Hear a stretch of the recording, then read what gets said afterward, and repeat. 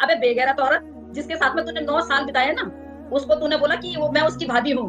आप टच भी नहीं कर सकते हैदर भाई को, समझे ना?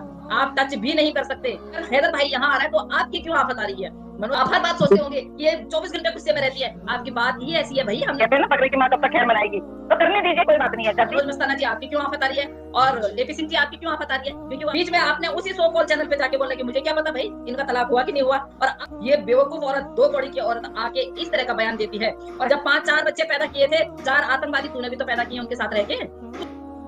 देखिए, जहाँ तक मेरा मानना है, जब गीदड़ की मौत आती है ना तो वो शहर की तरफ दौड़ता है। अब शहर की तरफ वो इसलिए दौड़ रही है, उसको पता है वैसे भी मैंने मरना है, वैसे भी मैंने जेल जाना है, वैसे भी जेल जाना है, तो क्यों ना चलो थोड़ा सा कंट्रोवर्सी करके चला जाए। तो जो उनके सो कॉल भैया हैं, आज मैंने बहुत बड़ा संदेश भी दिया है उनको बुढ़िया मैम की लाइव में से, देखते हैं क्या असर पड़ता है उनपे। वो जहाँ मर्जी वहाँ अपना जो है वो पत्रकारिता करने लग जाते हैं। क्या बोलते हैं उनको, मनोज मस्ताना जी, और कुछ भी बकवाते हैं, कुछ भी बोलते हैं, कुछ भी बोल देते हैं। तो इसको डर है, क्यों नहीं है डर? ऐसा हो ही नहीं सकता है। इसको भारत के कानून का, अगर इसके मुंह बोले भाई ने अगर इसको भारत का कानून नहीं समझाया तो फिर बहुत ज्यादा उसमें रखा हुआ है, इसको बहुत ज्यादा अंधकार में रखा हुआ है। इसको पता है इसके साथ क्या क्या होने वाला है, क्या क्या नहीं होने वाला है। और भारत के कानून के हिसाब से ये चल नहीं रही है, वाकई में नहीं चल रही है, क्योंकि इसको वो मिल रही है ना, मिल रही है अपने भाई की तरफ से। तो ठीक है, कोई बात नहीं, हम सोचते हैं कि ठीक है, अगर ये इस तरह से कहते हैं ना, पकड़े की माँ कब तक खैर मनाएगी, तो करने दीजिए, कोई बात नहीं है, करती है करने दीजिए, उससे हमें कोई फर्क नहीं पड़ता है। लेकिन हाँ, जहाँ पर्सनल अटैक, जहाँ पर्सनल बातें ये लोग निकाल के आए हैं, तो आपने भी देखा परसों बोला, उन्होंने मोमिन सर ने बोला कि उसके लिए भी मैंने इन पे हुए हैं कार्रवाई कर दी है। तो कितना पर्सनल अटैक करेंगे, कितना क्या करेंगे, आपको पता ही है। मोमिन सर ने इन दोनों के खिलाफ कार्रवाई कर दी है, जो इन लोगों ने उनके वो निकाले, क्या बोलते हैं, 2021 के जो कागज वगैरह निकाले हैं, उस पर भी उन्होंने कार्रवाई कर दी है। और आज वो बहुत बड़ी खबर भी देने वाले थे, बट आज शायद से उनका टाइम नहीं लगा, आज मंडे था। अगर हैदर भाई यहाँ आ रहा है तो आपकी क्यों आफत आ रही है? मनोज मस्ताना जी आपकी क्यों आफत आ रही है और एपी सिंह जी आपकी क्यों आफत आ रही है? क्योंकि वो अपने बच्चों को वापस ले जाएगा। आपकी आफत इसलिए आ रही है ना, कमाई का साधन बंद हो जाएगा आपका, क्योंकि ये चली जाएगी जेल में, बच्चे चले जाएंगे अपने मुल्क, आपका तो बैंक बैलेंस डाउन हो जाएगा। आपको तो इसलिए चिंता हो रही है। और आप टच भी नहीं कर सकते हैदर भाई को, समझे ना? आप टच भी नहीं कर सकते। मोमिन सर बुला रहे हैं उनको, हमारी अदालत बुला रही है, हिंदुस्तान की अदालत बुला रही है। आप अदालत से ऊपर नहीं है, आप अदालत के आगे कुछ नहीं बोल सकते हैं, समझे ना? आप हर बात सोचते होंगे कि ये 24 घंटे गुस्से में रहती है। आपकी बात ही ऐसी है भाई। हमने तो आपको निर्भया के केस में, तब हम बोलते नहीं थे, तब हमारा मुंह इतना नहीं खुलता था।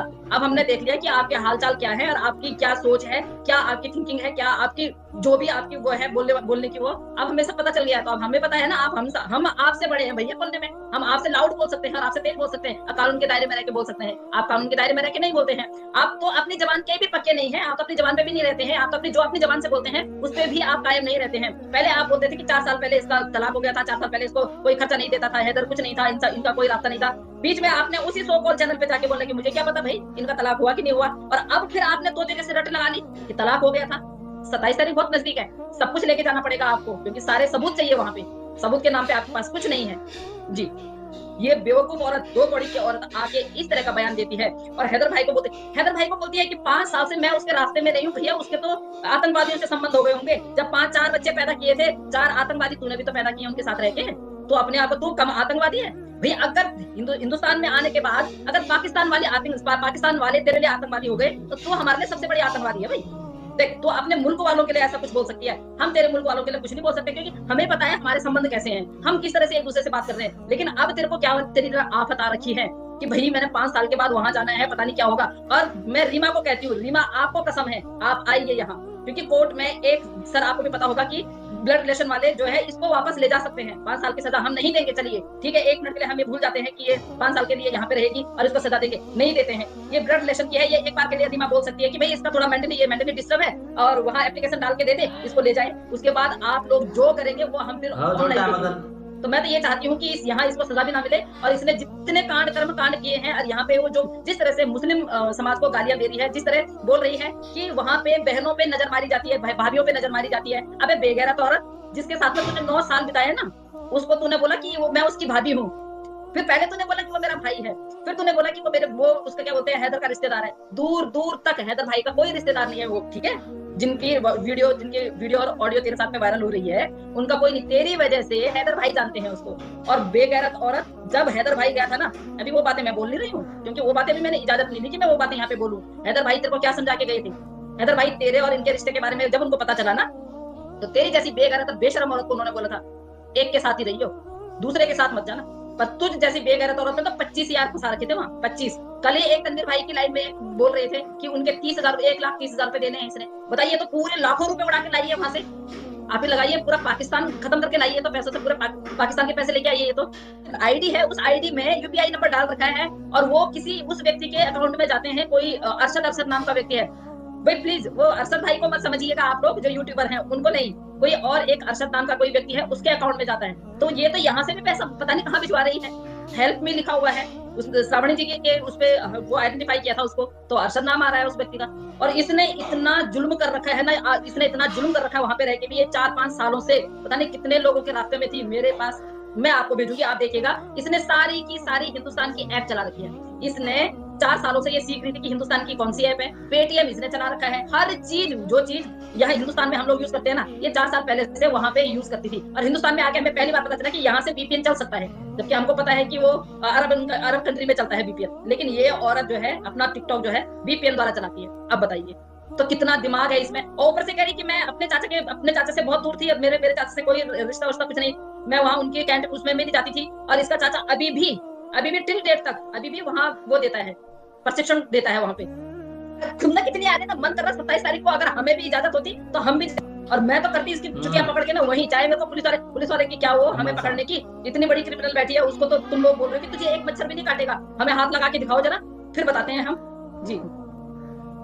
27 तारीख से पहले तो इसकी पूरी जन्म कुंडली हमने आप लोगों के सामने रख देनी है। अब हमने इसको बख्शना नहीं है, बहुत बख्श दिया हमने बहुत बख्श दिया कि नहीं, हमने ये भी नहीं बोलना, वो भी नहीं बोलना। लेकिन अब 27 तारीख से पहले सारी की सारी जन्म कुंडली इसके सामने आनी चाहिए। इसके सो कॉल जो ये मुंह बोला भाई है ना, मुंह बोले भाई को भी तो पता चले कि 27 तारीख तक इसने क्या क्या कांड किए हुए। खैर उनको तो खैर पता होगा, वो तो इतने अनजान है नहीं, वही करवा रहे हैं, तो वो ऐसे थोड़ी नहीं हो सकता है जी। देखिए, मैंने बहुत सारे चैनलों पे भी सुना है कि देखिए वफा बलोच है चाहे कुछ भी है। हाँ, यहाँ पे एक बात और मैं बोलना चाहती हूँ कि ये एपी सिंह जी बोल रहे हैं ना कि 1 साल से कहाँ था। एपी सिंह जी अपने इस बंदरिया को पूछिए, ये जो बेवकूफ भगोड़ी बंदरिया बैठी हुई है ना, 1 साल से बेचारा चीख के बोल रहा है कि हिंदुस्तान में क्या कर रही है भाई, ये 9 साल से मेरे साथ रिलेशन में है। आपको अब सुनाई दिया आपकी क्यों? और आप कितने झूठ बोलते हो, आपको और नब्बू को पता है, समझे ना। हम उनको दादा भाई बोलते हैं, मैं आज खुलासा कर रही हूँ यहाँ पे, हम उनको दादा भाई बोलते हैं। मुस्कान के चैनल पे हम लोग इकट्ठे बैठते थे। आप कैसे बोल सकते हो कि भाई आप 1 साल बाद अब आ रहे हैं? वो 1 साल से आप लोगों को आगाह कर रहे हैं, समझे ना। और आपने 1 साल से उसको यहाँ रखा हुआ है।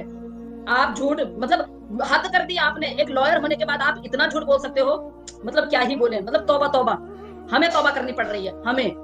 तो 1 साल से वो बंदा चीख के बोल रहा है, और नहीं आपको यकीन आता है तो मुस्कान पाकिस्तानी शेरनी है ना, उसके चैनल पे जाके ढूंढ के उसके चैनल पे चले जाना, एपी सिंह जी, वहाँ सब कुछ मिलेगा आपको, सब कुछ, समझे ना।